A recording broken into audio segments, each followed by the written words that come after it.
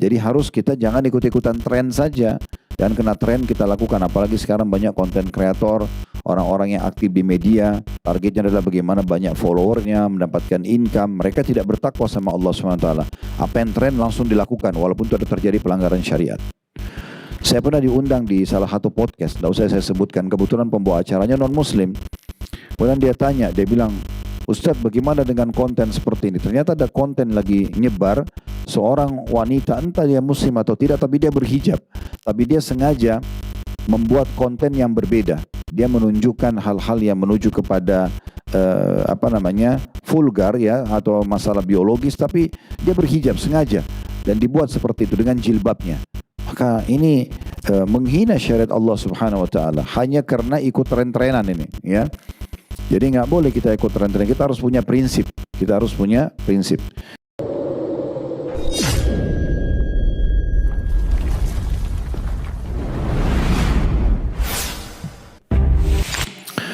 Alhamdulillah, tidak pernah berhenti lisan kita selalu bersyukur, berzikir, mengingat Allah Subhanahu wa taala. Terutama dengan dua susunan kata ini, Alhamdulillah, karena Allah Azza wa Jalla telah menjadikan Alhamdulillah adalah susunan kata-kata bersyukur, berterima kasih kepadanya. Karena memang kalau kita ingin menghitung nikmat Allah, kita tidak akan pernah mampu. Sebagaimana Allah kekalkan juga dalam Al-Quran, wa in ta'uddu ni'matallahi la tuhsuha. Kalau kalian ingin coba-coba menghitung nikmat Allah, maka kalian tidak akan pernah mampu.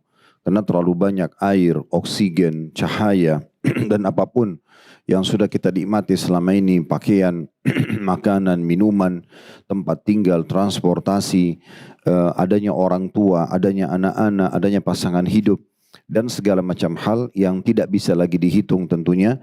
Dan Allah memudahkan kita dengan dua susunan kata ini, Alhamdulillah, kita dianggap sudah bersyukur. Dan termasuk kita mensyukuri nikmat hari ini di mana Allah Subhanahu wa taala memberikan kita umur, dan ini adalah hari emas kita. Bila di masa lalu kita masih atau sudah mengerjakan amal saleh, maka sekarang kita tinggal menambah secara kuantitas dan kualitasnya. Bagi ibadah yang bisa dijabah atau ditambah kuantitasnya, seperti misalnya selama ini kita sholat duha hanya 2 rakaat, mungkin sekarang hari ini kita bisa tambah jadi 4 rakaat. Atau sholat malam selama ini kita hanya membaca beberapa ayat misalnya, sekarang kita bisa menambah ayatnya atau jumlah ayatnya. Dan seterusnya, termasuk jumlah sedekah, termasuk jumlah beberapa jenis zikir yang bisa kita tambah. Begitu juga dengan mengulang-ulangi ibadah haji dan umrah, silaturahim keluarga, menjenguk orang sakit, dan segala macam hal. Kalau di masa lalu ada ibadah-ibadah yang belum kita sempurnakan, hari ini kita bisa sempurnakan. Dan kalau ada ibadah yang belum kita kerjakan di masa lalu, maka hari ini kesempatan kita mengerjakannya. Serta kalau di masa lalu masih ada dosa-dosa, maka hari ini kesempatan kita taubat dan kembali kepada Allah Subhanahu wa taala sehingga kita selamat dari hukuman Allah. Dan saya yakin siang ini pun kita semua berkumpul karena kita ingin lebih mendekatkan diri kepada Allah Subhanahu wa taala dengan mempelajari agama atau syariatnya, dan tinggal setiap orang di antara kita menjaga konsisten atau istiqamah dalam bahasa Arabnya itu sampai seseorang di antara kita wafat nanti. Dalam 2 ayat kami tidak pernah jenuh untuk menyampaikan di setiap awal kajian, wa'bud rabbaka hatta ya'tiyakal yakin. Sembahlah dan tunduklah pada Tuhanmu sampai datang kepadamu kematian. Dan ayat yang kedua, wala tamutunna illa wa antum muslimun. Dan jangan sampai kalian wafat kecuali dalam keadaan Islam. Selanjutnya kita panjatkan salam hormat kita kepada utusan Allah Nabi besar Muhammad sallallahu alaihi wa ala alihi wa sahbihi wasallam, sebagaimana Allah telah perintahkan kita untuk mengucapkan salam hormat tersebut. Tentu dengan penuh keyakinan juga kita akan mendapatkan apa yang sudah dijanjikan, karena innallaha la yukhliful mi'ad. Allah tidak pernah memungkiri sama sekali janjinya. Maka orang yang mengucapkan 1 kali salam hormat kepada manusia terbaik ini akan dibalas 10 salam oleh Allah. Dan salam Allah berarti pelipat gandaan pahala, pengampunan dosa, peninggian derajat, dan juga solusi dari permasalahan-permasalahan hidup. Kita akan melanjutkan berdabung kita seperti biasa bila Allah SWT mudahkan dosa-dosa yang sering tidak disadari oleh kaum wanita yang ditulis oleh Syekh Abdullah bin Abdurrahman Al-Jibrin hafizahullah. Dan kita akan masuk ke poin kesalahan berkenaan dengan pakaian dan berhias. Karena memang pakaian ini bagian daripada hal yang diciptakan Allah Subhanahu wa taala untuk 2 fungsi. Yang pertama menutup aurat, yang kedua untuk memperindah. Jadi memang boleh keduanya. Kalau yang pertama lebih disorotin dalam syariat, yaitu bagaimana kita berpakaian agar pakaian kita itu menutupi aurat kita. Nanti akan kita panjang lebar jelaskan masalah ini karena kesalahan yang dimaksudkan oleh Syekh Jibrin hafizahullah di sini adalah karena banyak wanita dan pria yang salah dalam menggunakan pakaian mereka sehingga tidak sesuai dengan syariat Allah Subhanahu wa taala. Begitu juga dengan masalah berhias dengan pakaian tersebut. Makanya Allah Subhanahu wa taala gabungkan dalam ayat Al-Qur'an, ya bani Adam khudhu zinatakum 'inda kulli masjid. Wahai anak Adam, ambillah perhiasan terbaikmu. Maksudnya pakaian. Ya, bagaimana kita menggunakan pakaian yang sesuai dengan syariat dan juga indah. Memilih warna-warna yang tepat agar tidak ada orang yang menilai buruk atau melanggar syariat tentunya. Di setiap kali kalian mau pergi ke masjid. Begitu juga dengan orang silaturahim keluarga dan segala macam hal. Kita tahu dalam banyak riwayat Nabi SAW sangat menjaga penampilan beliau dengan menggunakan pakaian yang baik, bersih, wangi, ya, sehingga tidak membuat orang lain menilai negatif. Ya. Walaupun tentu ada batasan masalah minyak wangi atau hal-hal yang berbau wangi bagi wanita kalau keluar rumah. Dan itu sudah pernah kita menjelaskan. Ya. Kalau keluar tidak boleh menggunakan wangi-wangian yang akhirnya bisa mengganggu atau menggoda lawan jenis sadar atau tidak sadar. Sehingga akhirnya kalau sampai terjadi itu, terganggu lawan jenis, maka dia bisa dianggap sebagai pezina. Sebagaimana dijelaskan dalam hadis yang sahih. Maka di sini kita berbicara tentang masalah pakaian dan berhias. Dua hal yang dibolehkan. Pakaian, Allah Subhanahu wa taala menciptakan pakaian pertama kali ya untuk Adam alaihissalam di surga. Ya, dan pakaian mereka Adam dan istrinya Hawa dari cahaya. Dan bentuknya, rupanya mirip seperti kuku kita.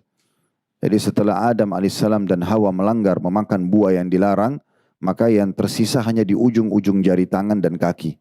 Dulunya itu adalah bentuk seperti pakaian Adam dan Hawa dan bercahaya terang. Seluruh tubuhnya seperti itu. Kemudian mulailah turun ke muka bumi, lalu pakaian itu disyariatkan untuk menutupi aurat dan boleh untuk berhias. Dan kita sudah jelaskan tadi salah satu ayat dan akan kita jelaskan nanti ke depannya beberapa dalil berhubungan dengan masalah itu. Nah, yang disorotin di sini adalah bagi penulis masalah berpakaian yang tidak konsisten dengan menggunakan atau dalam menggunakan hijab yang sesuai aturan syariat agama.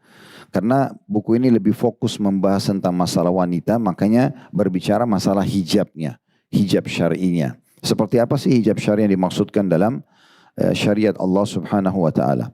Namun sebelum kita baca ini juga ada masalah berhias. Jadi berhias itu maksud dalamnya adalah mandi, ya. Makanya sebagian salaf mengatakan sebaik-baik parfum adalah air. Sehingga kita diberikan oleh Allah Subhanahu wa taala dalam syariat Allah itu ada wajib mandi seperti mandi junub, mandi haid dan nifas kalau sudah suci. Kemudian mandi Jumat bagi laki-laki.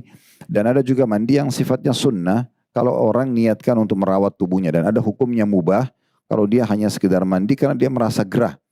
Makanya sering kami sampaikan di majelis-majelis kami, usahakan hal-hal yang mubah ini dialih niatkan menjadi sunnah. Dengan cara misalnya mandi, makan, minum, tidur, olahraga, semuanya mubah. Hukumnya kalau kita lakukan hanya karena ingin model atau hanya karena suka, maka itu berarti hanya mubah, tidak ada pahalanya. Tapi kalau niat untuk memberikan hak jasad, mandinya begitu, makannya begitu, minumnya begitu, tidur juga begitu, olahraga juga, maka berubah menjadi sunnah. Sebagaimana dititik beratkan oleh Syekh Abu Bakar Jazair rahimahullah dalam beberapa tulisan di naskah buku beliau. Jadi di sini kita bicara tentang masalah berhias pun dibolehkan, dan bagi wanita batasannya adalah di rumah silakan berhias sebaik mungkin, tapi keluar rumah maka harus sesuai dengan syariat. Di antaranya masalah hijab. Kalau di rumah boleh tidak berhijab kalau sama mahram, tapi tidak berlaku dengan yang bukan mahram. Seperti contoh, maaf, driver misalnya supir atau pembantu laki-laki misalnya, kalaupun ada asisten rumah tangga laki-laki, itu semua tidak dibolehkan membuka hijab karena sebagian wanita muslimah bagi mereka keluar di Indonesia ini ya, kalau keluar rumah baru ada kewajiban hijab. Sehingga kalau di rumah walaupun menjamu tamu dan orang asing ya bukan mahramnya di sini, sepupunya ya, itu juga masih disambut dengan tidak berhijab. Maka ini adalah pelanggaran agama. Nah, oleh karena itu harus tahu batasan-batasan syar'i tentang masalah berhias, di depan siapa boleh dan di depan siapa yang tidak boleh. Baik, kita akan bicara di sini 4 poin berhubungan dengan masalah kesalahan berkenaan dengan pakaian dan berhias. Tiga poinnya itu berkaitan satu sama yang lain, yaitu poin 1, 2, dan poin 4-nya. Ya, kalau yang pegang bukunya di halaman 16 itu ya. Kalau poin pertamanya tidak konsisten dalam menggunakan hijab yang sesuai dengan aturan syariat agama. Ini kita akan bicara tentang masalah hukum hijab dan bagaimana sebenarnya hijab syar'i. Di poin keduanya menampakkan kedua mata atau menggunakan cadar dengan menutupi sebagian wajah. Ini nanti akan kita jelaskan tentang adab menggunakan cadar supaya sesuai dengan syariat. Dan kemudian di poin keempatnya itu ada bahasan tentang masalah ikut-ikutan tren model baju atau bentuk sisiran rambut atau alat-alat kosmetika dan seterusnya yang lainnya. Nah, ini 3 poin berkaitan satu sama yang lain. Nanti akan kita singgung poin-poin ini insya Allah. Dan poin nomor 3 ini kemungkinan butuh bahasan sendiri di pertemuan akan datang tentang masalah berkeliaran di luar rumah dengan berdandan dan bersolek, tentang masalah berhias tapi juga keluar rumah tanpa ada hajat. Nah, ini juga bagian daripada hal yang perlu dijelaskan secara syariat. Sekarang kita fokus ke poin 1, 2, dan juga 4-nya. Tapi mungkin lebih banyak bahasan tentang masalah poin 1 dan poin 2. Saya bacakan dulu apa yang dikatakan oleh penulis Hafidahullah berhubungan dengan masalah ini. Kata Syekh Abdullah bin Abdurrahman Jibrin Hafidahullah, masalah kesalahan berkenaan dengan pakaian dan berhias di poin 1 tidak konsisten dalam menggunakan hijab yang sesuai dengan aturan syariat yang benar, yaitu menutupi ketika keluar dari rumah dan tidak memperhatikan syarat-syaratnya secara sempurna. Artinya dia pakai hijab tapi asal-asalan. Seperti banyak orang masih menggunakan kalau bahasa kita sekarang jilbab gaul. Dengan jilbab yang kecil, jilbab yang membentuk leher, ya, atau tidak menutupi dada. Sehingga akhirnya jilbabnya dan pakaian ininya itu tidak menjadi satu hal yang menutupi aurat. Tapi akan terlihat auratnya, ya seperti itu contohnya. Jadi nanti akan kita jelaskan dalilnya, ada hadis yang akan kita datangkan nanti insya Allah, dan ini hadis pernah kita singgung di pertemuan-pertemuan sebelumnya ya. Ada 2 golongan yang tidak, kata Nabi SAW, dari ahli neraka yang belum pernah aku lihat, maksudnya di masa Nabi tidak ada.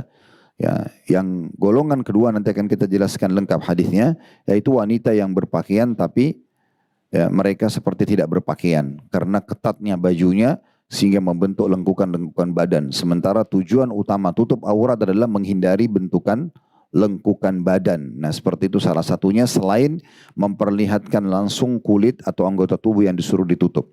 Jadi terbuka aurat itu ibu-ibu sekalian, ya saya menyapa di sini yang hadir offline tentunya, dan bagi bapak ibu yang hadir online pun sama, yaitu terbuka aurat ada 2, terlihatnya langsung anggota tubuh yang disuruh tutup, dan yang kedua terbentuknya walaupun menggunakan kain. Maka 2 hal ini termasuk terbuka aurat. Kemudian di poin nomor 2-nya saya langsung bacakan juga, jadi sekaligus kita bahas, yaitu menampakkan kedua mata atau menggunakan cadar yang menutupi sebagian wajah. Yang dimaksud adalah kata Syekh Muhammad bin Shalih Al-Utsaimin rahimahullah, beliau telah mengeluarkan fatwa tentang tidak bolehnya wanita menggunakan cadar yang hanya menutupi sebagian wajah. Bahkan beliau berpendapat agar kaum wanita dilarang keras mengenakannya. Nanti akan kita paparkan apa maksud daripada perkataan Syekh Utsaimin rahimahullah. Namun ada footnote di bawah. Ini dinukil dari buku beliau, Fatwa Syekh Muhammad bin Shalih Al-Utsaimin dan ulama lainnya mewajibkan wanita menutup seluruh wajahnya dan melarang mengenakan cadar yang hanya menutup sebagian wajah atau menyisakan mata adalah ya, salah satu pendapat yang masyhur di kalangan ulama. Hal ini karena dalam masalah tersebut terdapat perbedaan pendapat yang masyhur di kalangan ulama. Dan di antara mereka ada yang berpendapat bahwa itu hanya sunnah saja, maksudnya pakai cadar. Di antara pendapat yang berpendapat seperti itu adalah Syekh Muhammad Nasiruddin Al-Albani dalam buku beliau Hijabil Mar'al Muslimah fil Kitabi was Sunnah di halaman 39, 96 dan 103. Namun benar bahwa dalam masalah ini ulama sepakat bahwa memakai cadar adalah lebih utama. Baik, dari 2 poin ini kita masuk ke bahasan kita. Apa yang dimaksud dengan hijab syar'i? Seperti apa hijab syar'i itu? Hijab syar'i kita akan coba lihat dulu firman Allah Subhanahu wa taala dalam surah Al-Ahzab ayat 59 dan surah An-Nur ayat 31. Kita mulai dulu Al-Ahzab ayat 59. Al-Ahzab surah nomor 33. Di ayat 59 Allah berfirman, Ya ayuhan nabiyyu qul li azwajika wa banatika wa nisa'il mu'minina yudnina 'alaihinna min jalabibihin. Dzalika adna an yu'rafna fala yu'zain wa kana Allahu ghafurur rahima. Hai Nabi, katakan kepada istri-istrimu, anak-anak perempuanmu, dan perhatikan setelahnya garis bawah ini, dan istri-istri orang mukmin. Berarti dari potongan awal ayat saja ini sudah ada bantahan sebagian orientalis, orang-orang yang belajar Islam tapi sengaja mau mencari-cari kesalahan Islam. Mereka mengatakan ini ayat hanya khusus untuk Nabi dan istri Nabi. Padahal sebenarnya ini terbantah. Karena memang Allah mengatakan juga, dan katakan hukum yang sama kepada istri-istri orang beriman. Berarti semua mukminah. Hendaklah mereka mengulurkan jilbabnya ke seluruh tubuh mereka. Dari kepala sampai ke kaki. Ya, dari kepala sampai ke kaki. Diulurkan kain tersebut. Ya, itu baru dikatakan syar'inya. Tertutup semuanya. Jadi kayak satu kesatuan antara jilbabnya dengan baju sampai di bawah gitu ya. Dikatakan hendaklah mereka mengulurkan jilbabnya ke seluruh tubuh mereka. Yang demikian itu supaya mereka lebih mudah untuk dikenal. Jadi tujuan utamanya hijab kalau dalam ayat ini adalah supaya mereka dikenal, oh ini muslimah. Ya. Jadi kalau ada wanita non muslim pun menggunakan hijab, kalau ditanya agama apa orang ini, maka pasti orang ini mengatakan muslimah. Karena itu ciri khas, ya. Itu ciri khasnya. Dan alasan yang kedua, Allah Subhanahu wa taala mewajibkan untuk ibu-ibu terutama muslimah berhijab adalah agar mereka tidak diganggu. Ya. Apalagi makin tertutup hijabnya, maka makin jauh lawan jenis untuk mengganggu. Menggunakan hijab syar'i orang lebih segan. Menggunakan cadar dan tertutup orang lebih segan lagi. Walaupun ada orang naudzubillah niat buruk, misalnya mau merkosa misalnya, maka mereka masih berpikir apakah orang ini cantik atau tidak, atau hal-hal yang kira-kira bisa memicu orang lain mau ya mengganggunya itu ya. Ada eksperimen yang diadakan, mungkin ibu-ibu bisa ketik di YouTube tentang eksperimen hijab ya. Saya pernah lihat beberapa cuplikannya hanya untuk mencari tahu seperti apa respon orang non muslim di Amerika, di Eropa pada saat ditawarkan berhijab dan apa tanggapan mereka. Walaupun di situ tidak semua cuplikan itu positif. Ada cuplikan yang betul-betul memberikan hijab syar'i. Ya, memang sepertinya akhwat yang sudah faham sunnah di sana yang mengadakan. Ada juga memang yang tidak. Memang dia mendandani wanita. Itu tidak benar kalau masalah dandaninya ya. Dari eksperimen itu cukup banyak. Jadi mesti disortir dulu. Tapi yang jelas, kalau yang saya pernah lihat itu adalah yang syar'i. Jadi di situ memang wanita-wanita pun akhwat itu bercadar, lalu mereka menahan, bukan menahan sebenarnya, menawarkan setiap wanita yang lewat di pinggir jalan, bagaimana pendapat kalian tentang kami? Umumnya semua penilaian jelek. Ya, kok kenapa tertutup seperti ini, kok dan segala macam. Dan ternyata ditawarkan, mau nggak coba dalam 1-2 menit, 5 menit saja gunakan jilbab seperti kami dan tolong berikan tanggapannya. Ada di antara mereka yang mau coba. Setelah digunakan pakaian-pakaian syar'i tersebut, dan dalam hitungan 5 menit kemudian dibuka lagi lalu ditanya apa pendapatnya. Rata-rata semua positif. Ada yang mengatakan saya merasa seperti masuk ke sebuah benteng yang bagus. Kok saya merasa saya lebih nyaman. Ada yang mengatakan saya merasa kok saya harus lebih hati-hati karena hijab itu sendiri. Jadi memang ada manfaatnya. Dan ada seorang wanita mengadakan eksperimen di Amerika di satu jalan. Dia jalan dari satu jalan ke jalan ujung jalan tersebut dengan tidak berhijab. Itu ternyata hampir sepanjang jalan sekitar 1 kilometer itu diganggu oleh banyak orang. Dan orang yang sama menggunakan hijab lalu dia jalan di jalan yang sama di waktu yang berbeda, tidak ada satupun laki-laki yang mengganggunya. Jadi memang kuasa Allah Subhanahu wa taala sebagai pencipta lebih faham tentang masalah itu. Dan juga kalau ada orang, kata para ulama, wanita misalnya, dia sudah menutup syar'i, kemudian ada ujian datang, diperkosa oleh orang jahat. Dan dia berusaha membela dirinya. Namun dia tidak mampu karena banyaknya orang atau terjadilah ujian tersebut. Maka satu sisi orang-orang yang berbuat pemerkosaan tersebut berdosa. Dan sisi yang lain seorang mukminah tadi yang menutup dirinya dengan hijab akan mendapatkan pahala. Karena dia berusaha menjaga kehormatannya. Apalagi kalau sampai terbunuh maka dia terhitung mati syahid di jalan Allah Subhanahu wa ta'ala. Di akhir ayat Allah mengatakan di Al-Ahzab tadi 59. dan Allah Maha Pengampun lagi Maha Penyayang. Maknanya apa? Bagi orang-orang yang belum faham hukum ini sebelumnya, belum tahu tentang masalah hijab, belum berhijab atau belum sesuai dengan syariat, lalu kemudian mendengarkan ayat ini dan mau taubat, mau berubah, maka Allah Maha Pengampun dan juga penyayang. Maka Allah akan menjadi penolongnya. Ya, kita harus faham nama-nama dan sifat Allah yang mulia. Allah Maha Pengasih, Allah Maha Penyayang, Allah Maha Pengampun. Ini adalah bagi orang-orang yang mau kembali kepada Allah. Tidak berlaku bagi pelaku dosa yang tidak mau berhenti dari dosanya. Kalau orang yang tetap terus dengan dosanya, maka yang berlaku padanya adalah sifat Allah. Allah itu syadidul iqab, berat hukumannya. Ya, maka itu yang harus kita pikirkan. Jadi jangan kita tarik Allah itu Rahmanur Rahim, pengasih, Maha Pengasih dan Maha Penyayang, sementara kita terus dalam pelanggarannya. Tapi kita harus menarik diri kita, mempertemukan dengan sifat Allah Subhanahu wa taala, yaitu Allah Syadidul Iqab. Makanya dalam firman Allah, Allah katakan sesungguhnya Allah itu Ghafurur Rahim, tapi sisi lain adalah Syadidul Iqab, Maha Pengampun dan Maha Pengasih, dan Allah juga Maha keras siksaannya. Kemudian surah An-Nur surah nomor 24 ayat 31, Allah Azza wa Jalla berfirman, وَقُلْ لِلْمُؤْمِنَاتِ يَغْضُضْنَ مِنْ أَبْصَارِهِنَّ وَيَحْفَظْنَ فُرُوجَهُنَّ وَلَا يُبْدِينَ زِينَتَهُنَّ إِلَّا مَا ظَهَرَ مِنْهَا وَلْيَضْرِبْنَ بِخُمُورِهِنَّ عَلَى جُيُوبِهِنَّ وَلَا يُبْدِينَ زِينَتَهُنَّ إِلَّا لِبُعُولَتِهِنَّ. Al-ayah. Tentu masih berlanjut ayatnya, tapi kita para ulama tafsir mengambil saksi bahasan di sini, ya. Atau kita ambil saksi bahasan di sini. Dan katakanlah kepada wanita mukminah, hendaklah mereka menahan pandangannya, maksudnya dari hal-hal yang haram, memelihara kemaluannya, tidak berzina, dan jangan menampakkan perhiasannya kecuali yang biasa nampak. Ulama sepakat yang kalau pendapat yang paling ringan adalah wajah dan telapak tangan. Itu yang dimaksud dengan yang biasa nampak.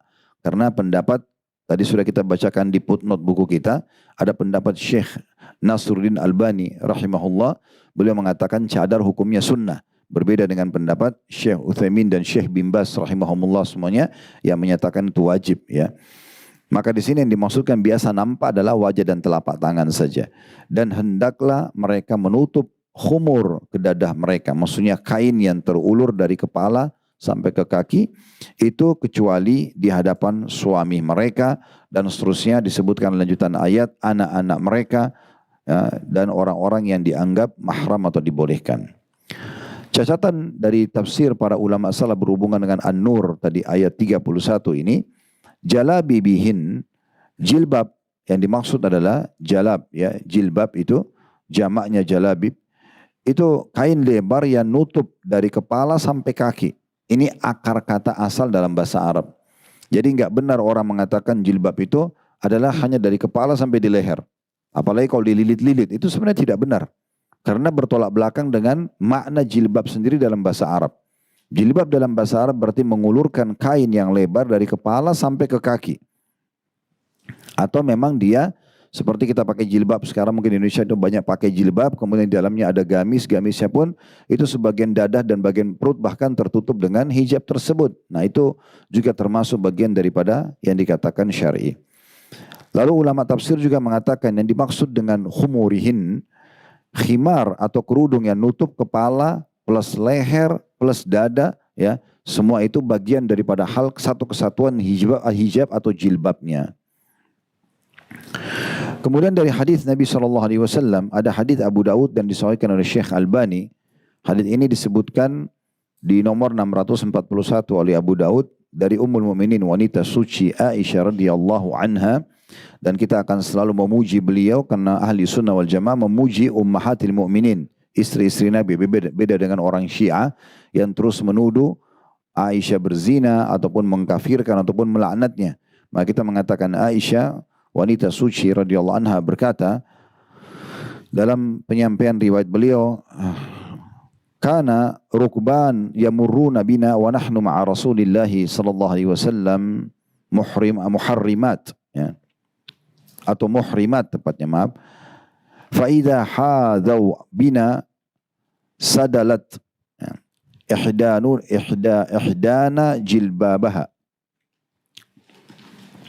jilbabaha min ra'siha ala wajhiha. Maaf, ya, saya ulangi lagi. Fa idza hadau bina sadalat ihdana jilbabaha min ra'siha ala wajhiha. Para kafilah suka lewat di dekat kami pada saat kami bersama Rasulullah sallallahu alaihi wasallam. Kalau mereka sudah sejajar dengan kami, misalnya lagi jalan, Aisyah lagi jalan dan istri Nabi lagi jalan dengan Nabi, kemudian berpapasan dengan kafilah. Maksudnya kafilah ini kayak kita mobil lewat atau transportasi atau orang lewat, maka kalau sudah sejajar, sudah dekat, maka salah seorang dari kami menjulurkan jilbabnya dari kepala sampai menutup wajahnya. Artinya para sahabiat Nabi nutup wajah pas ada laki-laki asing. Walau lagi ihram yang hukum asalnya boleh membuka wajah atau memang ada anjuran untuk membuka wajah. Jadi kalau kita sudah tahu hukum dalam haji dan umrah, kalau wanita berihram yang bercadar dan pakai kos tangan pun dibuka cadar dan kos tangan ya. Tetapi ini di saat memang dia merasa aman dari laki-laki ya. Makanya dikatakan kalau ini hadis tadi Aisyah itu menunjukkan kalau lagi ihram. Jadi mereka buka cadarnya, tapi begitu ada laki-laki tutup cadar. Dan waktu itu masih sedikit laki-laki. Kadang-kadang lagi jalan, tawaf atau sa'i, tidak setiap saat bisa dilihat oleh laki-laki. Kalau sekarang dilihat terus-menerus, umumnya begitu ya. Dan hadis ini berarti menunjukkan kalau dalam ihram saja yang ada anjuran untuk membuka cadar dan kaus tangan bagi orang yang sedang ihram, maka mereka para ummahatil mukminin menurunkan cadar-cadar mereka sehingga menutup wajah mereka pada saat berpapasan dengan laki-laki, maka bagaimana dengan orang yang sedang tidak berihram? Orang yang sedang tidak berihram. Kemudian juga ada hadis Bukhari Muslim tadi ini yang saya janjikan, saya akan bacakan hadisnya lengkap. Hadis riwayat Bukhari nomor 4758 dan Muslim nomor 2121. Kata Nabi SAW, sinfani min ahlin nari lam arahuma. Ada dua golongan yang dari penghuni neraka yang belum aku lihat. Kalau beliau sebutkanlah, golongan yang pertama itu adalah seorang atau beberapa orang yang jalan membawa cambuk-cambuk mirip dengan ekor sapi yang memukuli orang-orang. Kata ulama hadis adalah para pemungut liar, pungli, ya, dari pemimpin-pemimpin zalim. Kalau tidak dikasih maka mereka memukuli orang-orang. Di zaman Nabi SAW tidak ada ini. Kemudian golongan kedua ini yang jadi bahasan kita. Wanisaun kasiyatun ariyatun mumilatun ma'ilat. Ru'usu'unna ka'asnimatil bukhtil ma'ilah. Adalah seorang wanita yang berpakaian tapi telanjang. Kata Nabi SAW. Ini sudah kita jelaskan tadi. Jadi ketat sekali sehingga membentuk lengkukan-lengkukan badannya gitu kan. Kemudian jalannya penuh dengan lenggak-lenggok. Bahasa kita sekarang genit. Ya, kemudian kepala mereka seperti punuk unta yang miring. Ya, ini dibahasakan, digambarkan oleh para ulama adalah rambutnya yang sebentar diuraikan ke kanan, sebentar diuraikan kiri untuk menarik perhatian lawan jenisnya. Gitu ya. Maka ini semua dimasukkan dalam masalah itu atau dalam bahasan ahli neraka. Gitu ya. Ulama mengatakan yang dimaksud dengan berpakaian tapi telanjang adalah ketat, nerawang, pendek, ya. Dan ini berarti lawan bahasa daripada jilbab yang syar'i tadi yang disebutkan dalam surah Al-Ahzab dari kepala sampai ke kaki. Para ulama salaf seperti Ibnu Abbas radhiyallahu anhu menyebutkan dalam tafsir, karena beliau memang ahli tafsir dari kalangan muslimin itu ya. Mengatakan ini maksud dengan ayat, hendaklah wanita menutup wajah mereka dengan jilbab dan menyisakan ya mata saja untuk melihat jalan. Ini perkataan Ibnu Abbas, makna ayat daripada surah Al-Ahzab tadi, ayat 59. Kemudian Ummu Salamah radhiyallahu anha, ibu Ummul Mukminin yang masyhura, yang suci, berkata, ini salah satu istri Nabi, waktu ayat jilbab ini turun, Al-Ahzab 59, ya, maka para wanita Ansar dari penduduk Madinah langsung keluar rumah mereka pada saat itu. Pada saat mereka keluar rumah mereka menggunakan kain berwarna hitam. Seakan-akan kepala mereka atau di atas kepala mereka ada burung gagak karena hitam dan nutup semuanya. Kan burung gagak itu karena hitamnya warnanya maka tidak bisa kita tahu kecuali dari bentuknya saja. Kalau dari jauh kita cuma tahu dari bentuknya mungkin karena mulutnya ataupun bentuk rongkok tubuhnya mirip seperti burung atau kita bilang mirip seperti gagak. Maka kita katakan tapi hitam semua. Umumnya burung gagak itu hitam. Jadi saking hitamnya dari mulutnya ya, yang walaupun mulutnya itu biasanya kalau burung-burung lain berwarna putih, berwarna kecoklatan, tapi kalau gagak itu mulutnya pun berwarna hitam sampai ke kakinya, maka digambarkan seperti itulah para wanita Ansar pada saat turun ayat tentang hijab. Dan riwayat ini riwayat Abu Daud dengan sanad hasan. Dari riwayat ini pun diambil pelajaran bahwasanya baju muslimah terbaik adalah berwarna hitam gitu ya. Walaupun boleh warna-warna lain, yang penting jangan sampai syuhrah. Syuhrah itu maksudnya bisa mendatangkan penilaian negatif buat orang, kayak merah yang sangat ngejreng misalnya, atau kuning yang sangat menyala gitu-gitu ya. Atau mereka masuk ke pakaian yang khas laki-laki, yaitu warna putih. Karena Nabi SAW bersabda kepada para laki-laki, pakailah baju putih karena dia adalah sebaik-baik pakaian kalian, maksudnya untuk para laki-laki. Ya. Kemudian juga selain syuhrah adalah pakaian yang bisa mengundang syahwat dengan berbagai macam pernak-pernik yang akhirnya bisa menarik perhatian lawan jenisnya. Itu semua masuk dalam makna ini. Kemudian Imam Qurtubi rahimahullah berkata dalam tafsir beliau, tafsir Al-Qurtubi jilid 14 halaman 243. Allah memerintahkan untuk menutup aurat dan wajah termasuk aurat yang paling indah. Kata beliau, maka wajib ditutup dari pandangan laki-laki asing. Karena Imam Qurtubi termasuk berpendapat wajibnya untuk bercadar gitu ya. Dan Imam Ahmad juga berkata, wajah wanita itu adalah aurat. Makanya mazhab Hambali mewajibkan cadar di depan orang-orang non-mahram atau selain mahram. Sementara masalah yang disepakati oleh para ulama adalah jilbabnya. Dari kepala sampai ke kaki itu harusnya dia menutupi aurat, tidak membentuk lengkukan dan bukan pakaian syuhrah tadi. Kalau cadarnya maka khilaf di antara ulama. Kalau ulama-ulama di zaman dulu ya cukup banyak. Perkataan Ibnu Abbas tadi, ya perkataan Ummu Salamah, mereka melihat cadar itu hukumnya wajib. Namun karena masih ada juga di antara sahabat-sahabat Nabi dan tabi'in yang tidak melihat adanya kewajiban itu, maka ada pendapat khilaf di antara ulama di masa kita sekarang. Tadi sudah kita sebutkan kalau Syekh bin Baz sama Syekh Utsaimin rahimahullah mewajibkan cadar bagi wanita dan itu jauh lebih suci bagi mereka. Sementara Syekh Muhammad Nasiruddin Albani atau Syekh Albani masyhur mengatakan hukumnya sunnah muakkadah dan tetap lebih diprioritaskan agar mereka bercadar. Hanya saja disebutkan batasan. Kalau hijab tadi jilbabnya dari kepala sampai ke kaki itu menutup aurat sehingga tidak ada lengkukan, maka kalau cadar juga menutup ya bagian wajah kecuali mata untuk melihat. Artinya bagian alis juga bagian daripada hal yang harus ditutup. Kalau Syekh Utsaimin sedikit agak tegas dalam masalah ini. Syekh Utsaimin rahimahullah melihat bahwasanya kalau menggunakan cadar dengan memperlihatkan alis maka fitnahnya bisa lebih besar daripada tidak menggunakan cadar karena akan terlihat keindahan matanya. Sementara memang yang paling menggoda dari wanita adalah bagian mata. Biasanya seperti itu pendapat para ulama, maka dianjurkan untuk menutupnya. Pendapat ulama umumnya seperti misalnya yang membolehkan bahwasanya wajah dan telapak tangan terbuka itu adalah pendapat Imam Syafi'i, Imam Malik dan Imam Abu Hanifah. Mereka mengatakan wajah bukan aurat tapi tetap ditutup kalau dikhawatirkan fitnah. Jadi 3 ulama ini, Imam Syafi'i, Imam Malik, Imam Ahmad mengatakan tutup wajah pakai cadar adalah sunnah. Sebagaimana juga menutup telapak tangan dengan kaos tangan itu juga sunnah menurut pendapat mereka. Namun tetap berubah bisa menjadi wajib dalam pendapat mereka kalau bisa menimbulkan fitnah. Misalnya orangnya putih sekali, orangnya mungkin bisa jadi fitnah bagi laki-laki. Misal contoh, semua itu berarti pindah hukumnya jadi sunnah menjadi wajib. Ya.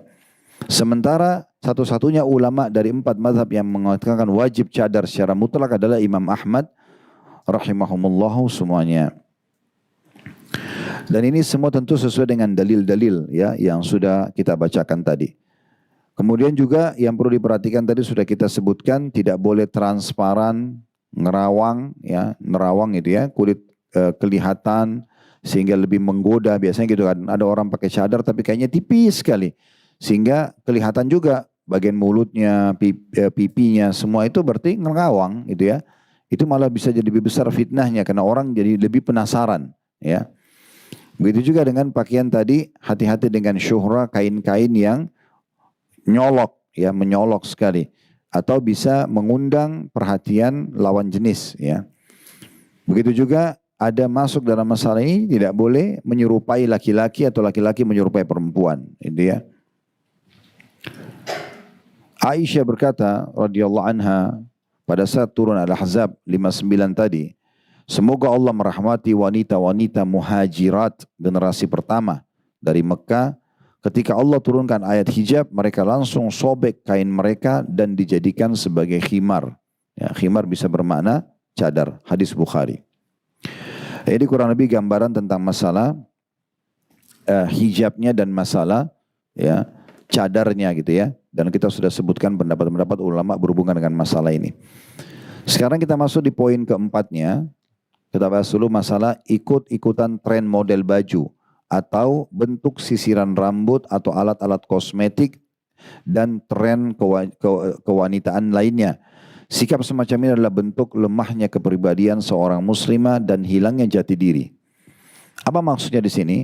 Kalau sesuatu itu tidak bentrok dengan hukum syar'i, misalnya ibu-ibu atau ummahat kita atau akhwat kita menggunakan kosmetika yang halal dan digunakan pada tempat yang tepat, di depan ayah, depan saudaranya, mahramnya lah, ya, depan suaminya, semua itu tidak ada masalah.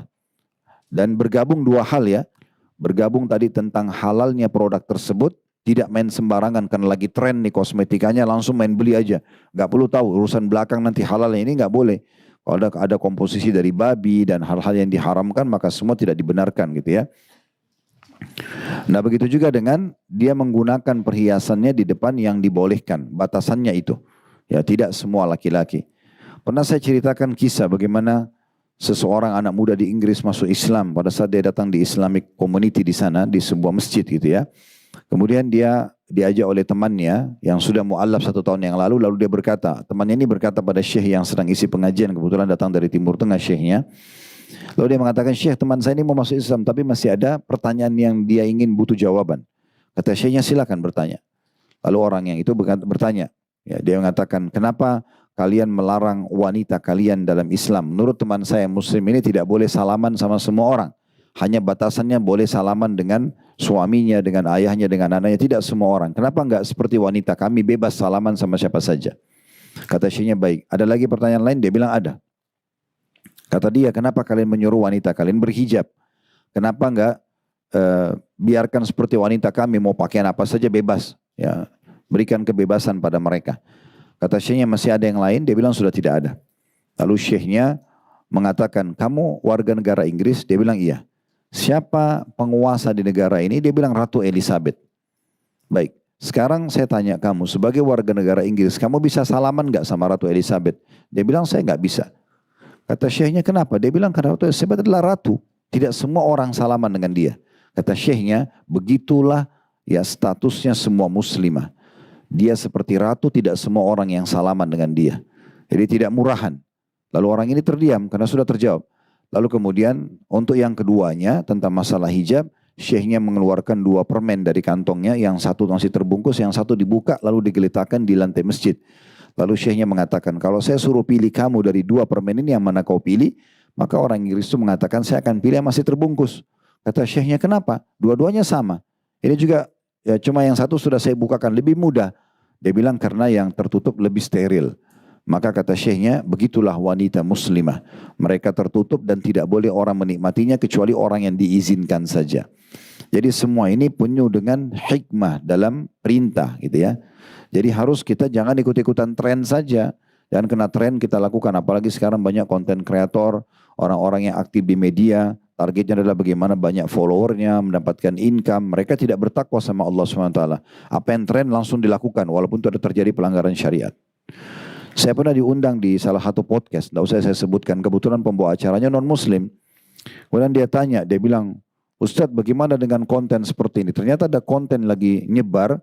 Seorang wanita entah dia muslim atau tidak tapi dia berhijab. Tapi dia sengaja membuat konten yang berbeda. Dia menunjukkan hal-hal yang menuju kepada vulgar ya atau masalah biologis tapi dia berhijab sengaja dan dibuat seperti itu dengan jilbabnya. Maka ini menghina syariat Allah Subhanahu wa taala hanya karena ikut tren-trenan ini ya. Jadi enggak boleh kita ikut tren-tren, kita harus punya prinsip. Kita harus punya prinsip. Saya subhanallah pernah punya, tapi di handphone saya yang lama, cuman qadarullah hilang. Ya, itu ada data-data yang saya temukan, ada foto-foto tapi masih hitam putih. Itu tertulis dalam bahasa Arab sebenarnya, itu keterangan di bawah foto-foto, cukup banyak fotonya gitu ya. Ada banyak wanita bercadar. Dia mengatakan situ dalam bahasa Arab di bawah teksnya, ini jangan Anda mengira di negara Islam. Ini adalah di negara Austria, ini adalah di negara Italia, di negara-negara Eropa sekitar 150 tahun, 200 tahun yang lalu, itu mereka pakai cadar, ratu-ratunya pun pakai cadar. Wanita-wanitanya kalau pernah lihat mungkin beberapa orang Amerika pun buat cuplikan wanita-wanita mereka pakai gaun-gaun yang besar, ya baru mereka pakai hijab, ya banyak biarawati mereka menggunakan hijab. Itu sebenarnya pakaian mereka dulu begitu. Ada alasan mereka mengikuti wanita muslimah karena waktu itu orang-orang Islam banyak berkuasa di muka bumi. Ada juga yang mengatakan memang itu pakaian fitrah sebenarnya. Itu adalah pakaian fitrah. Dengan datangnya sekarang tren-tren pakaian, media, maka yang selalu ditampilkanlah wanita yang vulgar, maka dan dibiarkan akhirnya itu menjadi tren. Dan banyak orang tidak paham. Apa hubungannya sekarang jual mobil dengan wanita yang terbuka auratnya? Tapi harus semua dengan wanita. Bahkan jual minuman, jual apapun harus tampil dengan seperti itu. Sehingga dianggap itu tren-trenan. Dan ini berbahaya sekali. Seorang muslimah tidak boleh tergoyahkan dengan ini. Dia harus tetap dengan prinsipnya. Saya ingat dulu ada satu dosen kami, Profesor Dr. Abdullah Musnid namanya, Hafidahullah. Saya nggak tahu beliau masih hidup atau tidak sekarang. Ini cerita waktu saya tingkat 4 kuliah, tahun 98 waktu itu, di Madinah. Beliau cerita, kebetulan materi yang disampaikan adalah hadir alam Islami. Maksudnya kondisi dan keadaan negara Islam di masa sekarang. Subhanallah, dia berbicara tentang masalah pengalaman dia ke Amerika. Dia bilang saya masuk di satu supermarket, dia cerita sama kami di kelas waktu itu. Kebetulan istri saya pun dia bilang bercadar, ya tetap dengan hijab syar'inya seperti dia di Saudi. Alhamdulillah dia bilang atas itu. Kemudian kami belanja. Sampai akhirnya setelah selesai belanja, waktu kami tiba di kasir, tiba-tiba saja kasirnya mengatakan pemilik supermarket ini memberikan Anda free, gratis. Dan pemilik supermarket ini ingin bertemu dengan Anda. Kata Dr. Abdullah Musnid, saya pergi ketemu sama istri saya, datang ke ruangannya, ada ruangan tertutup di lantai 2 supermarket itu dan cukup besar. Terus dia bilang, orang itu dia kenalkan diri saya adalah seorang Yahudi tinggal di Amerika. Terus dia bilang, Anda tahu kenapa saya gratiskan, kata pemilik supermarket orang Yahudi itu. Kata Dr. Abdullah, saya tidak tahu. Dia bilang, karena saya kagum kepada Anda, di saat Anda sedang berada di negara yang seperti ini, Anda masih bisa mempertahankan busana muslim Anda bersama istri Anda. Jadi orang-orang pun subhanallah kagum dengan itu sebenarnya. Tapi banyak orang terbawa dengan bisikan syaitan seakan-akan dia justru malu, merasa kecil hati kalau sampai ada seperti ini. Padahal sebenarnya dia harus tampil apa adanya gitu ya sebagai seorang muslimah. Bisa saja itu menjadi penyebab hidayah orang lain. Ada dulu sahabat ayah saya, rahimahullah, kami panggilnya Ami Ahmad, meninggal beliau setelah ayah kami meninggal beberapa tahun yang lalu. Tinggal di Bogor sini dan sering datang mengunjungi saya di restoran, di kantor kadang-kadang. Waktu kami bicara masalah hijab, sempat dia cerita, dia bilang ada satu pengusaha dari Perancis, Muslim, asalnya dari Aljazair. Datang ke Indonesia, Jakarta, ketemu sama Ami Ahmad ini lalu ngobrol tentang masalah Indonesia dan segala macam. Terus dia bilang, saya ingin cari satu lokasi yang agak pedalaman, desa, kampung gitu, di Indonesia tapi tidak jauh dari Jakarta, ada nggak? Saya ingin menyumbang di situ untuk kaum muslimin. Maka Ami Ahmad mengatakan ada, di dekat daerah saya, pelosok-pelosok Bogor sana masih banyak. Dia bilang saya bawa ke satu daerah lumayan, dari Jakarta mungkin sekitar 2 jaman, tapi masih masuk wilayah Bogor. Dia bilang saya bawa ke sana, kemudian kami masuk ke satu masjid, memang masjidnya sudah tua. Akhirnya ketemulah sama imam, terus ngobrol-ngobrol, dia rencana mau sumbang. Subhanallah, lagi ngobrol, lewat satu wanita bercadar di kampung itu, kata Imam Ahmad. Kita juga tidak tahu siapa wanita itu. Tapi lewat di dekat masjid, tiba-tiba saja si muslim ini, yang dari Perancis ini, warga negara Perancis dan pengusaha dari sana, tanya imamnya, itu siapa? Kata imamnya, itu wanita terbaik di kampung ini, satu-satunya wanita yang bercadar. Dan perlu Anda tahu, hampir setiap hari diolok-olok oleh anak-anak muda di kampung ini. Ya, diolok-olok, pakai cadar lah, dianggap ninja dan segala macam istilah yang biasa digunakan untuk mengolok-olok sunnah atau perintah agama ini. Dan sampai pada tingkat mereka mengatakan tidak akan ada yang mau nikah sama kamu. baik laki-laki ataupun perempuannya. Maka dengan perkataan itu, tiba-tiba orang Perancis ini mengatakan, kalau gitu tunjukkan saya rumahnya, saya akan melamar dia dan menikahi. Lalu kata Imam Ahmad ini, saya temani sendiri ke rumahnya. Ketemu sama orang tuanya, menikah dan dibawa ke Perancis. Subhanallah, Allah muliakan dia, didatangkan suaminya dari jauh untuk menjemput dia dari kampung yang menghina dia. Tapi kita harus konsisten dengan masalah prinsip agama. Kita harus memang bertahan, bersabar dalam menerapkan syariat dalam hidup kita gitu. Jangan cuma ikut-ikutan tren kemudian kita ya seperti puasa Senin Kamis ya. Kalau puasa positif, tapi ini adalah hijabnya Senin Kamis. Ya, kapan dia mau buka dia buka, kapan dia pakai. Ini agak unik gitu ya. Tidak konsisten dengan masalah-masalah ini. Ini semua karena ikut tren-tren pakaian. Nah, ini termasuk hal yang harus diperhatikan baik-baik. Baik, ini mungkin bahasannya insya Allah. Khusus masalah poin ketiga saya katakan nanti kita akan bahas, dia akan datang karena kita akan bahas juga tentang masalah keutamaan menetap di rumah itu ya. Itu ada keutamaan khusus sendiri ya tentang masalah ini karena membahas masalah menetap di rumah ini adalah bagian daripada syariat Allah, baik laki-laki maupun perempuan, apalagi perempuan ya. Kalau laki-laki saja itu juga punya keutamaan untuk bisa tinggal di rumah, itu ada bahasan sendiri insya Allah. Saya masuk saja ke poin nomor 3-nya ya. Saya bacakan dulu, jadi kita tidak usah bahas dia akan datang, saya bahas sekarang saja di halaman 17 ya, di poin nomor 3-nya. Masalah berkeliaran keluar rumah dengan berdandan dan bersolek. Di sini diangkat oleh penulis Al-Ahzab ayat 33. Ini memang dalil yang paling dasar tentang masalah anjuran untuk menetap di rumah dan tidak keluar kecuali urgen. Ya, laki-laki dan perempuan sama. Laki-laki misalnya contoh sholat berjamaah, ngantar jenazah, jihad, kemudian mencari nafkah. Nah ini semua adalah kewajiban dia. Silaturahim keluarga, juga orang sakit, semua ini oke. Perempuan pun sama. Kalau ada hajat, misalnya silaturahim keluarga, juga orang sakit, ada hal-hal yang mendesak, ya maka tidak ada masalah. Tapi kalau tidak ada keperluan, maka tidak perlu. Seperti orang banyak habisin waktu, buang waktu di mall misalnya, atau menghabiskan waktu di jalan, padahal sebenarnya tidak ada hajat di situ. Allah berfirman dalam surah Al-Ahzab, surah nomor 33 ayat 33-nya. Jadi ini mudah diingat ya, karena surahnya nomor 33 ayatnya 33. Allah berfirman. Ini yang Syekh Abdullah Jibrin rahimahullah atau habibullah mengangkat ini ya. Wa qarna fi buyutikunna wa la tabarrujna tabarrujal jahiliyatil ula. Terus ada lanjutan ayat, kalau Syekh Jibrin cuma mengangkat sampai itu saksi bahasannya di halaman 17. Kalau di ayatnya lengkapnya wa aqimnas salata wa atinaz zakata wa ati'nallaha wa rasulah. Ya tentu ada lanjutan ayat lagi tapi ini saksi bahasan kita. Terjemahannya dan hendaklah kamu tetap di rumahmu. Ya, ini ayat menggunakan damir kunna, wanita. Ya. Hendaklah kamu para wanita menetap di rumahmu dan jangan kamu berhias dan bertingkah laku seperti orang-orang jahiliyah dahulu. Maksudnya orang jahiliyah dahulu itu banyak ya. Mereka keluar dengan baju ketat, mereka keluar dengan wangi-wangian, mereka keluar dengan terbuka auratnya. Mereka bahkan sebagian tradisi orang jahiliyah sengaja menggunakan perhiasan yang untuk menarik perhatian lawan jenis, kayak di kakinya pakai gelang tapi mengeluarkan suara. Itu semua tradisi jahiliyah. Lalu dikatakan, dan dirikanlah sholat, tunaikanlah zakat dan taatilah Allah dan Rasulnya. Ada ulama menjelaskan makna waqarna ya, dari kata-kata waqar yaitu tenang ya. Kemudian juga berarti secara etimologi mantap ya. Merasa puas ya. Tidak keluar dari rumah tanpa keperluan. Itu makna waqarna.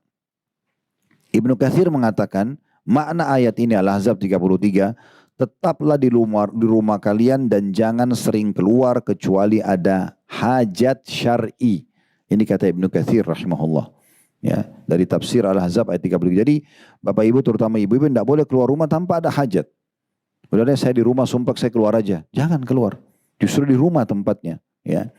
Justru di rumah. Karena ada hadis, ada sebuah hadis nanti akan kita paparkan juga insya Allah. Itu kata Nabi SAW, salah satu orang yang mendapatkan jaminan dari Allah, ya, diberikan rezeki, diberikan ketenangan adalah orang yang tinggal di rumah pada saat tidak punya hajat. Sehingga dia selamat dari gangguan orang, orang juga selamat dari gangguan dia. Karena kita kalau keluar itu banyak sekali godaannya. Melihat orang pakaiannya salah saja kita bisa nilai negatif, syaitan bisa tunggangi. Melihat orang terbuka aurat kita tidak amar ma'ruf nahi mungkar, kita bisa dapat dosa. Atau apalah pelang-pelang iklan, misalnya ada perempuan tidak berhijab, atau iklan rokok yang memang ada pendapat yang kita pegangi misalnya haram. Maka semua itu kita harus pungkiri, kalau tidak maka kita akan bertanggung jawab depan Allah SWT hari kiamat. Kemudian juga dalil dari sunnah, kata Nabi SAW dalam hadis riwayat Bukhari Muslim, walaupun hadis ini bicara tentang masalah solat ya, tetapi kalau solat saja amal yang paling afdal wanita dianjurkan kerjakan di rumah, apalagi ibadah-ibadah yang lain ya. Yaitu sabda Nabi SAW, salatul mar'ati fi baiti afdal min salatiha fi hujriha. Wa salatuha fi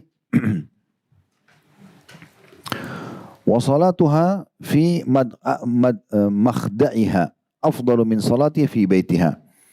Salat wanita di rumahnya lebih utama daripada salatnya di ruang tengah rumahnya. Dan salatnya di kamar paling dalam lebih utama daripada salatnya di rumahnya. Jadi kalau ibu-ibu salat misalnya di ruang tamu lebih afdal daripada di terasnya. Dalam kamar lebih baik daripada ruang tamunya. Makin tertutup maka makin besar pahalanya. Nah sebagaimana saya katakan tadi, ulama mengatakan kalau salat saja ibadah yang paling pertama dihisab hari kiamat ibu-ibu dianjurkan di rumah. Apalagi amal-amal lain. Ya, apalagi amal-amal lain gitu ya. Dan ada pendapat ulama yang lebih banyak yang dominan, jumhur ulama mengatakan wanita tidak dianjurkan mengantar jenazah ke kuburan. Sholatin boleh, tapi kalau untuk mengantar jenazah tidak.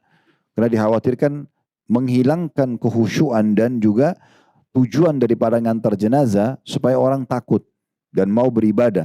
Kapan ada wanita tampil apalagi lenggak-lenggok atau tidak berhijab, maka ini akan menghilangkan kehusyuan para laki-laki yang bisa mengambil pelajaran dari jenazah tersebut. Itu contohnya. Kemudian juga dalam hadis Abu Daud dengan sanad hasan tentang masalah solat juga, kata Nabi SAW, la tamna'u nisa'akum al-masajid wa buyutuhunna khairun lahunna. Jangan kalian larang istri kalian menuju ke masjid. Boleh ke masjid wanita. Dapat juga keutamanya. Tapi rumah mereka tetap lebih baik bagi mereka. Maksudnya lebih besar pahalanya. Sama pendapat ulama mengatakan, kalau orang wanita itu sholat saja ibadah yang utama dianjurkan untuk lebih tertutup, maka bagaimana dengan ibadah lain? Kayak orang cuma alasan silaturahim atau hanya mau belanja-belanja, itu boleh-boleh saja, tetapi tetap lebih afdal dia lebih memilih lebih banyak di rumahnya. Begitu kurang lebih gambarannya. Hadis Tirmidzi dengan sanad hasan, kata Nabi SAW, al-mar'atu awrah fa idza kharajat istashrafaha syaitan.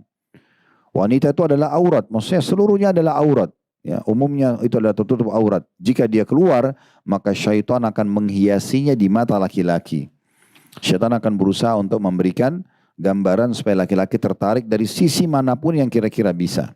Kalau matanya nggak nyantol, maka di hidungnya, di bibirnya, di kulitnya, sampai terjadilah hal-hal yang tidak diinginkan. Dalam riwayat Imam Ahmad, bahwasanya Asma binti Sa'ad radhiyallahu anhuma datang kepada Nabi SAW. Beliau bertanya, ya, dia bilang, apa hak suami atas istrinya? Kata Nabi SAW, hak suami atas istri adalah jangan istrinya keluar rumah kecuali dengan izinnya. Perkataan salaf diantaranya wanita suci Aisyah radhiyallahu anha berkata, Ummul Mukminin, waktu ditanya beliau tentang wanita keluar rumah, beliau mengatakan, nu'mar an-naqar fi buyutina.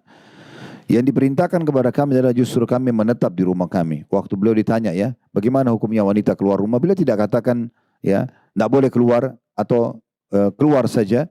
Beliau mengatakan yang kami tahu perintah kami dari Allah adalah kami tinggal di rumah. Maknanya adalah kami lebih dahulukan rumah daripada harus keluar. Kalau keluar itu darurat sekali. Hadis riwayat Muslim. Makanya salah satu wanita ahli surga yang suci, Maryam, ibunya Isa alaihissalam, ciri khasnya itu nggak pernah keluar rumah.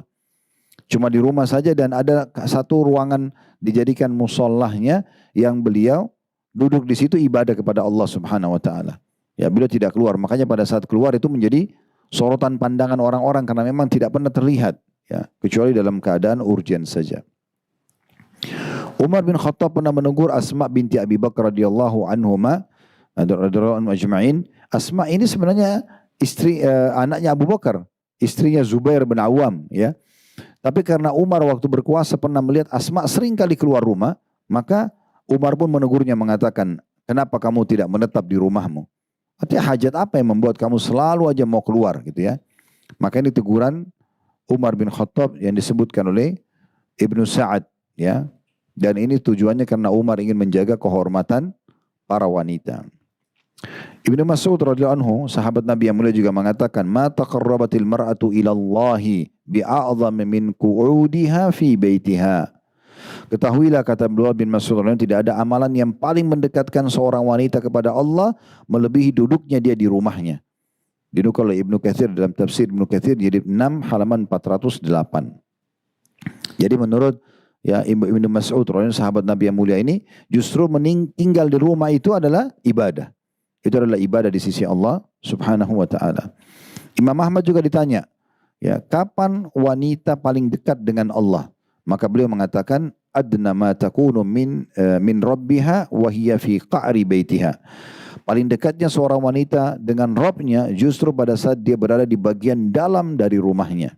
Bagian dalam dari rumahnya.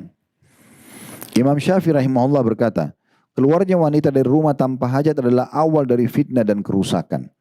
Karena memang umumnya pelanggaran terjadi kalau antara lawan jenis itu bermula dari wanita. Maka ini perkataan Imam Syafi'i rahimahullah dinukil dari kitab jilid 5 halaman 237. Ya. Dan ulama coba menjelaskan, diantaranya Syekh Utsaimin rahimahullah, apa yang dimaksud dengan wanita tinggal di rumah. Beliau mengatakan ini bukan berarti wanita itu dipenjarakan di rumah. Bukan berarti wanita tidak boleh keluar. Tetapi yang dimaksud adalah tempat aktivitas utama wanita dan dia harus programkan itu adalah di rumahnya. Apakah itu ibadah kepada Allah seperti sholat, zikir, baca Quran, belajar ilmu dan segala macam hal. Mengajarkan anak-anaknya kebaikan, masak, kemudian mengurus rumah dan melayani suami, serta menjamu tamu yang memang dibolehkan masuk ke dalam rumah. Seperti pamannya, mahramnya dialah. Atau tamu wanita yang datang misalnya. Atau kalau suaminya punya tamu kemudian diminta layani, maka dia menyiapkan tanpa harus tentunya terlihat auratnya. Ini kata Syekh Utsaimin rahimahullah, ini maksud di sini adalah bukan dipenjarakan, tetapi mayoritas aktivitasnya adalah di dalam rumah. Namun boleh saja seorang muslimah kalau harus keluar, seperti misalnya dia harus ke rumah sakit, dia harus menuntut ilmu, tapi tidak keluar kota tentunya. Kemudian karena keluar kota ini ada lagi bahasan sendiri, dia harus ada mahram dan seterusnya. Kemudian juga kalau dia misalnya harus membeli hajat-hajat keperluan rumahnya, misal contoh, atau dia berkumpul dengan wanita-wanita salihah yang baik-baik untuk berkumpul dan bermuhasabah, introspeksi diri, ya mungkin duduk majelis ilmu seperti ini, atau mereka kumpul agar mereka bisa duduk dan saling mengingatkan sama yang lain. Tapi bukan berarti mereka keluar ke tempat-tempat yang akhirnya membuat iman mereka menjadi lemah. Ya, jadi akhwat kita nggak boleh sengaja cari tempat-tempat walaupun untuk ngumpul, tapi tempat itu bisa melemahkan iman. Akhirnya kita terjerumus dalam dosa. Itu juga tidak dibolehkan kata beliau. Intinya adalah semua tujuannya adalah untuk menjaga kehormatan, menjaga hati dari fitnah, dan juga menjadikan rumah sebagai madrasah pertama untuk anak-anak. Bagaimana mengkader umat ini. Ya, berapa banyak ulama-ulama besar seperti kalau kita tahu Imam Ahmad rahimahullah, Imam Syafi'i rahimahullah, ini semua karena peran ibunya. Sehingga lahirlah ulama-ulama besar. Bagaimana kiprah mereka mendidik anak-anaknya dengan baik di rumah. Jadi jangan pernah anggap remeh itu ya. Status terbaik bagi wanita pernah kita jelaskan kalau dia berstatus istri, kemudian berstatus ibu. Nah ini berarti juga semua statusnya ada di rumah ya. Umar bin Abdul Aziz rahimahullah, seorang ulama generasi salaf juga dulu, tapi dia menjadi khalifah sempat 2 tahun dari tahun 99 sampai 101. Salah satu khalifah yang masyhur ya di kerajaan Umayyah.